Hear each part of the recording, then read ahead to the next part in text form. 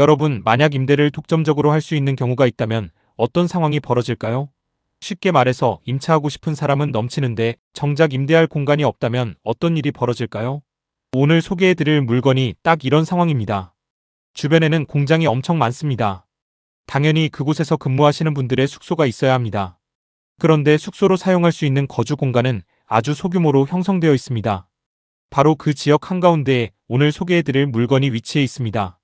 그런데 이 물건은 특이하게도 2018년에 사용 승인된 준신축급 건물인데 현재 가격은 절반 이하까지 하락해 있습니다. 한마디로 말씀드리면 거의 푼돈으로 평생 먹고 살 수 있는 구조가 만들어질 수도 있다는 겁니다. 그런데 이 물건에 리스크가 없을까요? 네, 당연히 있습니다. 과연 어떤 리스크가 있는지, 그리고 이 물건을 낙찰받는다면 얼마나 수익이 발생할 수 있는지 지금부터 꼼꼼하게 분석해 보겠습니다. 먼저 이 물건의 기본 정보부터 확인해 보겠습니다. 사건 번호는 2024타경 9395호입니다. 수원지방법원에서 진행되는 경매 물건입니다. 소재지는 경기도 화성시 마도면 쌍송리 670-5번지입니다. 물건의 종류는 다가구 주택입니다. 토지 면적은 199.6영이 약 60.38평이며 건물 면적은 473.56이 약 143.25평입니다. 감정가는 10억 7,476만 5,130원입니다. 하지만 두 차례 유찰되면서 현재 최저 입찰 금액은 감정가의 49% 수준인 5억 2,663만 5천원까지 하락한 상태입니다. 입찰에 참여하시기 위해서는 최저가의 10%인 5,266만 3,500원을 입찰 보증금으로 준비하셔야 합니다.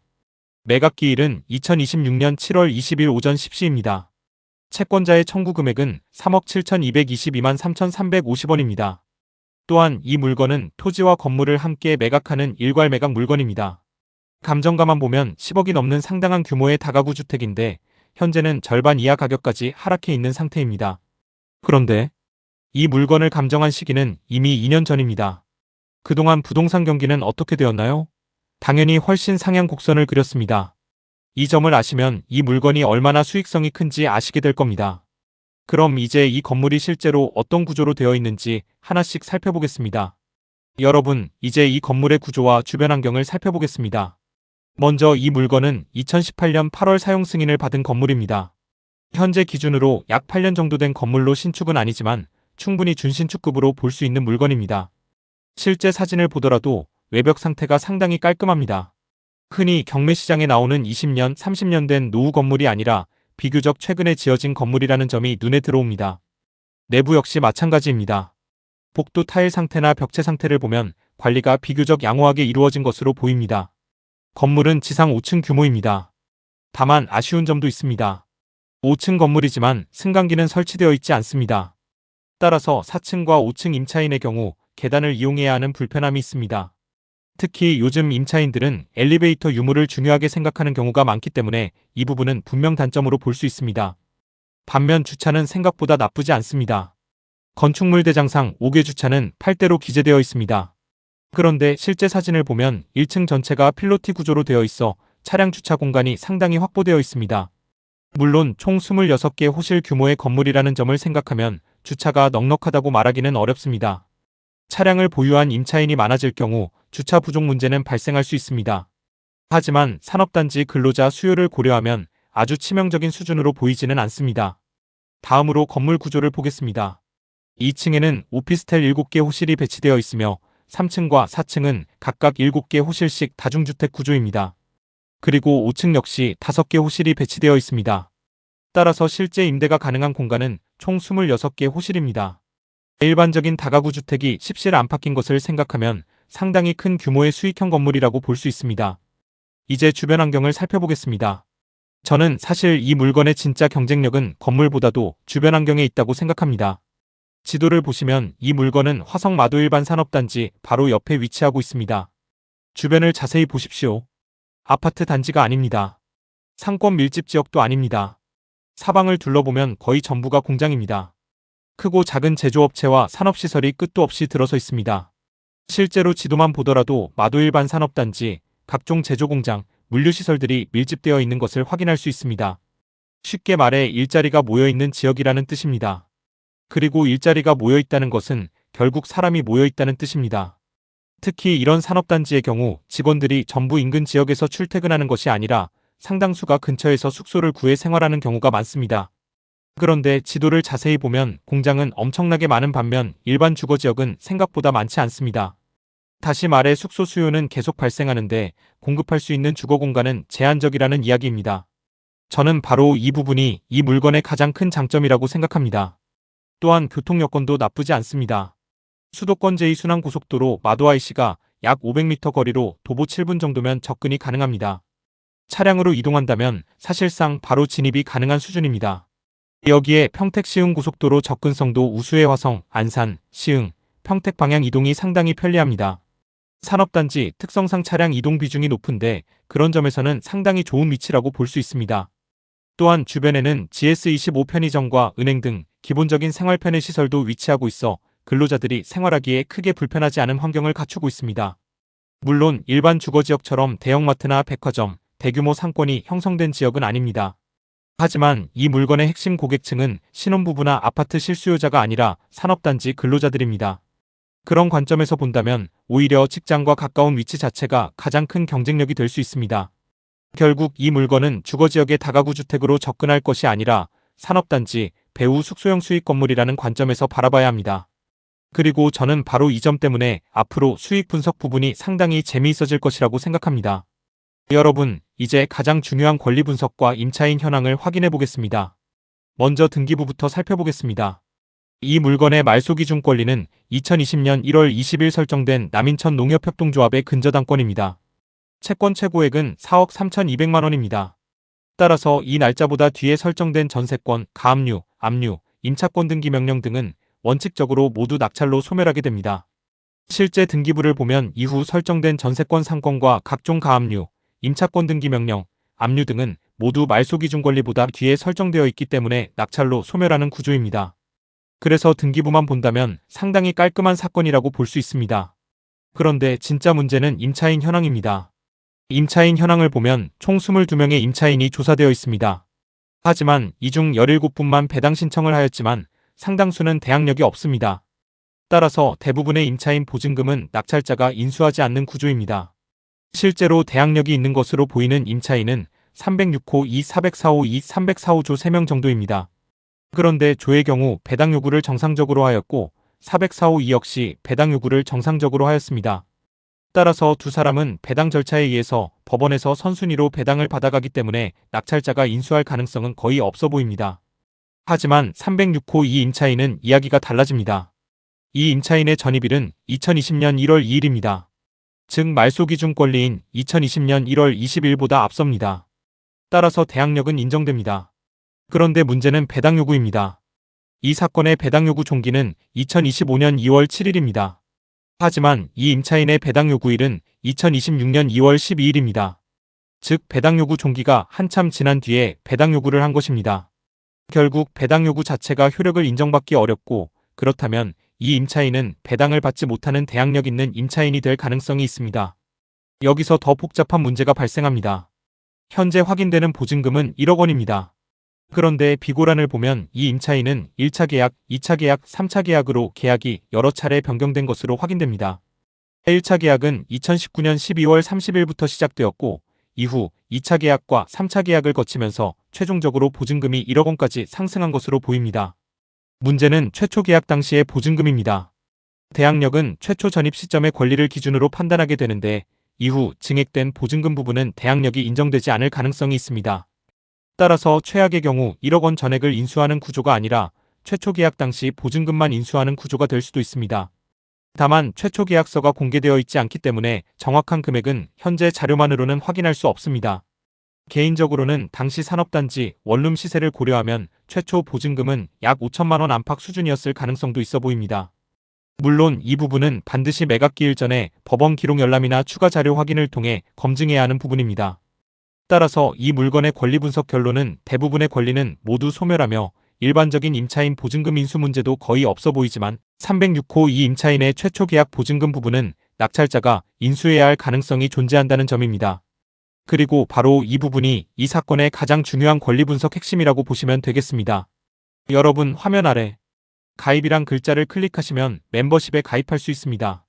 멤버십 회원이 되시면 정말 큰 돈 벌 수 있는 멤버십 전용 영상을 확인할 수 있으며 경매 분석 중에 궁금한 사항은 언제든지 전화로 문의할 수 있습니다. 만약 여러분들께서 경매를 해보고 싶으시다는 생각을 가지고 계신다면 멤버십 가입은 기본으로 하시는 것을 추천드립니다. 왜냐면 멤버십 가입자분은 전문가가 혼자 하실 패보다 실패 확률이 훨씬 낮습니다. 많은 분들이 저 역시 오래전에 경매 실패의 수업료를 참 많이 냈습니다. 여러분들이 이런 수천만 원부터 수억 원의 실패에 큰 수업료를 내는 것을 막고자 하신다면 꼭 멤버십에 가입하시기를 권장드립니다. 그리고 여러분들 중에 이 물건을 내 걸로 만들고 싶으시다거나 경매에 투자해서 돈을 벌고 싶으신 분은 영상 아래 설명란에 있는 연락처로 전화하시면 도움을 받으실 수 있습니다. 여러분, 이 영상 하나를 제작하기 위해 저희가 참 많은 노력을 들여 제작합니다. 부디 구독 한번 클릭하셔서 채널이 더욱 발전될 수 있게 부탁드립니다. 이 영상이 마음에 드셨다면 주변 지인에게 알려주실 것도 함께 부탁드립니다. 그럼 계속 진행하겠습니다. 여러분, 이제 가장 중요한 금융 흐름을 계산해 보겠습니다. 저는 이 물건을 최저 입찰 금액인 5억 2,663만 5천 원에 낙찰받는 것으로 가정하겠습니다. 또한 1주택 보유자가 입찰하는 것으로 가정하고 대출은 낙찰가의 70%를 적용하겠습니다. 단순 계산으로는 약 3억 6,864만 원 정도의 대출이 가능해 보입니다. 그런데 여기서 중요한 문제가 발생합니다. 이 물건은 일반 다가구 주택이 아닙니다. 총 26개 호실을 운영하는 수익형 건물입니다. 따라서 금융기관은 호실별 반공제를 적용할 가능성이 높습니다. 저는 보수적으로 호실당 1,000만 원씩 반공제를 적용하겠습니다. 총 26개 호실이므로 무려 2억 6천만 원이 차감됩니다. 결국 실제 활용 가능한 대출금은 3억 6,864만 원이 아니라 약 1억 864만 원 수준까지 줄어들게 됩니다. 그렇다면 낙찰자는 얼마를 준비해야 할까요? 낙찰 금액 5억 2,663만 5천 원에서 실제 대출금 1억 864만 4,500원을 제외하면 약 4억 1,799만 원을 직접 준비해야 합니다. 여기에 부대 비용도 추가됩니다. 1주택 보유자로 가정할 경우 취득세는 약 579만 원 정도입니다. 채권 매입 및 매각에 따른 손실금을 약 120만 원으로 잡겠습니다. 법무사 비용 100만 원, 기타 비용 50만 원도 추가하겠습니다. 그렇게 되면 취득세 579만 원, 채권 손실금 120만 원, 법무사 비용 100만 원, 기타 비용 50만 원을 모두 합쳐 약 849만 원 정도의 부대 비용이 발생합니다. 따라서 최종적으로 낙찰자가 준비해야 할 총 투자금은 약 4억 2,648만 원 정도로 계산됩니다. 그런데 여러분, 여기가 끝이 아닙니다. 조금 전 대항력 있는 임차인의 보증금을 인수해야 합니다. 정확한 1차 계약 금액을 알 수 없어 5천만 원으로 가정하겠습니다. 그럼 이 금액을 합하면 4억 7,648만 원이 됩니다. 그리고 대출금과 자기 자본을 모두 합하면 총 사업비는 약 5억 8,512만 원이 됩니다. 따라서 이 물건에 실제 투입되는 자금은 약 5억 8,512만 원입니다. 이 중 은행 대출은 약 1억 864만 원이며 낙찰자가 직접 준비해야 하는 자기 자본은 약 4억 7,648만 원입니다. 만약 대출금과 자기 자본 모두 연 4%의 금융비용으로 계산한다면 대출이자는 월 약 36만 원, 자기 자본의 기회비용은 월 약 159만 원 정도가 됩니다. 결국 이 물건을 보유하기 위해 발생하는 총 금융비용은 월 약 195만 원 수준으로 계산됩니다. 따라서 앞으로 계산할 월세 수익이 최소 월 195만 원을 넘어야 비로소 투자 의미가 생긴다고 볼 수 있습니다. 여기까지만 보면 많은 분들이 생각하실 겁니다. 아니, 최저가가 5억 2천만 원인데 실제 투자금이 4억 7천만 원이 넘게 들어가면 무슨 의미가 있느냐고 말입니다. 그런데 여러분, 진짜 중요한 것은 지금부터입니다. 경매는 낙찰받는 순간이 끝이 아니라 시작입니다. 이 건물은 총 26개 호실을 운영할 수 있는 수익형 건물입니다. 따라서 기존 임차인들의 보증금을 어떻게 승계하고 또 새로운 임차인을 어떻게 받을 수 있는지에 따라 금융구조가 완전히 달라질 수 있습니다. 어쩌면 지금 계산한 4억 7천만 원이라는 투자금이 대폭 줄어들 수도 있고 경우에 따라서는 상당 부분 회수되는 구조도 만들어질 수 있습니다. 그럼 이제 실제 임대보증금과 월세를 기준으로 이 물건이 얼마나 수익을 만들어낼 수 있는지 계산해 보겠습니다. 여러분, 이제부터는 이 물건의 진짜 핵심인 수익 구조를 확인해 보겠습니다. 먼저 현재 확인되는 임차보증금부터 계산해 보겠습니다. 법원 자료상 확인되는 임차보증금 총액은 약 6억 4,100만 원입니다. 낙찰자는 이 보증금을 활용해 가장 먼저 은행 대출금 약 1억 864만 원을 상환하게 됩니다. 그렇게 되면 보증금에서 약 5억 3,236만 원이 남습니다. 여기서 낙찰자가 실제로 투입한 자기 자본 약 4억 7,648만 원을 회수합니다. 그런데도 최종적으로 약 5,588만 원의 현금이 남게 됩니다. 즉 현재 확인되는 임차인들만 기준으로 계산하더라도 은행 대출금을 모두 갚고 낙찰자가 투입한 투자금까지 전부 회수하고도 약 5,588만 원이 남는 구조가 만들어진다는 것입니다. 그런데 여러분, 여기서 끝이 아닙니다. 지금 계산은 법원 자료상 금액이 확인되는 17개 호실만 반영한 계산입니다. 실제 이 건물은 총 26개 호실을 임대할 수 있는 구조입니다. 현재 약 19개 정도가 임대 중인 것으로 보이며 나머지 9개 호실은 법원 조사 당시 보증금을 확인하지 못했거나 공실로 판단되어 계산에서 빠져 있습니다. 그렇다면 이 9개 호실을 추가로 계산해 보겠습니다. 저는 가장 보편적인 산업단지 원룸 수준인 보증금 3,500만 원으로 가정하겠습니다. 3,500만 원씩 9개 호실이면 추가 보증금은 총 3억 1,500만 원입니다. 이 금액을 앞서 계산한 남는 현금 5,588만 원과 합치면 최종적으로 약 3억 7,088만 원의 현금이 남게 됩니다. 여러분, 이 부분이 정말 중요합니다. 이미 은행 대출은 모두 상환했습니다. 낙찰자가 투입한 자기 자본도 모두 회수했습니다. 그런데도 약 3억 7천만 원이라는 현금이 남아있는 것입니다. 그럼 이 돈을 가장 보수적으로 운용해 보겠습니다. 신협이나 새마을금고에 연 4% 수준으로 예치한다고 가정하면 연간 약 1,484만 원의 이자가 발생합니다. 이를 월로 환산하면 약 124만 원 정도입니다. 여기에 현재 확인되는 월세 88만 원을 더하면 매월 약 212만 원의 현금 흐름이 발생하게 됩니다. 정리해 보겠습니다. 이 물건은 현재 확인되는 임차 보증금만으로도 은행 대출금과 투자금을 모두 회수할 수 있습니다. 그리고 미반영된 9개 호실까지 정상적으로 임대를 맞춘다면 약 3억 7천만 원의 현금이 추가로 남게 됩니다.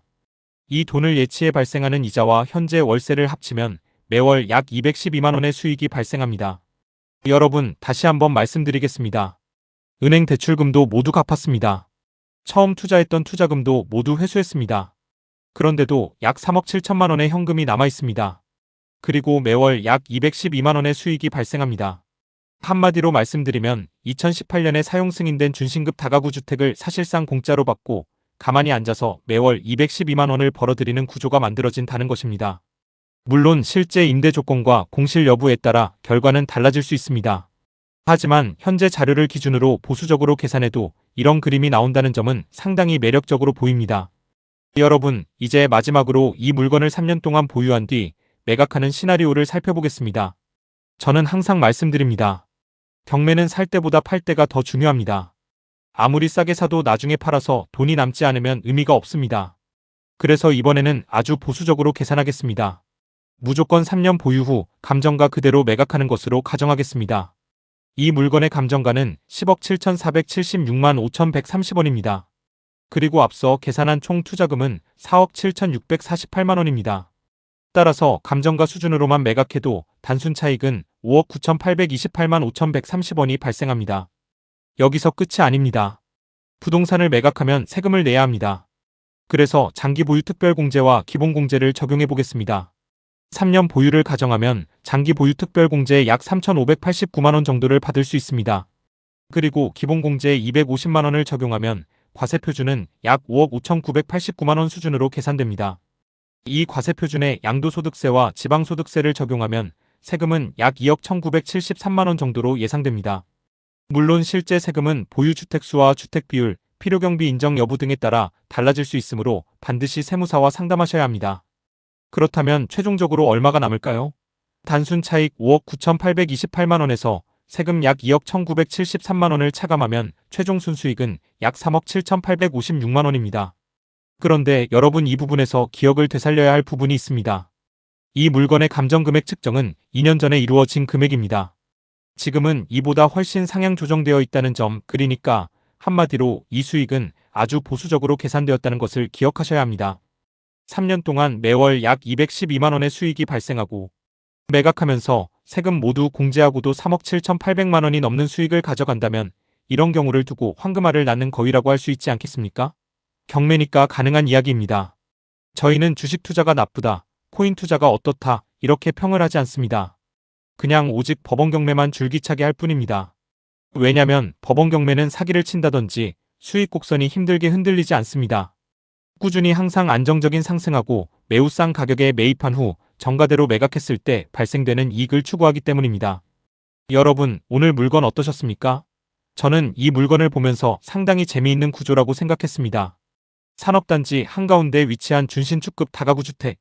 감정가의 절반 이하로 진입할 수 있고 권리관계도 비교적 단순합니다. 물론 306호 임차인의 인수보증금 부분은 반드시 확인해야 합니다. 또 실제 임대 현황과 공실 여부도 현장 조사를 통해 검증해야 합니다. 하지만 그런 부분들을 모두 감안하더라도 저는 충분히 검토해 볼 가치가 있는 물건이라고 생각합니다. 특히 현재 자료를 기준으로 계산하면 투자금 전액을 회수하고도 현금이 남는 구조가 가능하며 매월 약 212만 원의 현금 흐름이 발생하고 3년 뒤 감정가 수준으로만 매각해도 세후 약 3억 7천만 원 이상의 수익이 발생하는 것으로 분석되었습니다.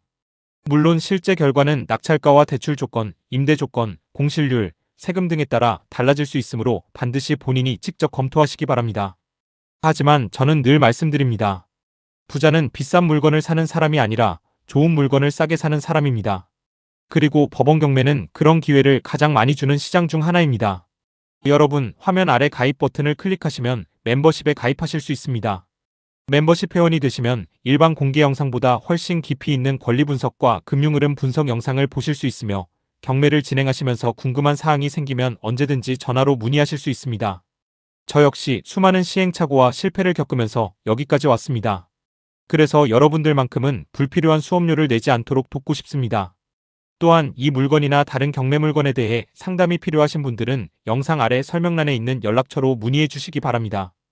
구독과 좋아요는 채널을 운영하는 데 큰 힘이 됩니다. 오늘 영상이 도움이 되셨다면 구독, 좋아요, 알림 설정 부탁드리겠습니다. 그럼 저는 다음 영상에서 더 좋은 물건으로 찾아뵙겠습니다. 시청해주셔서 진심으로 감사합니다.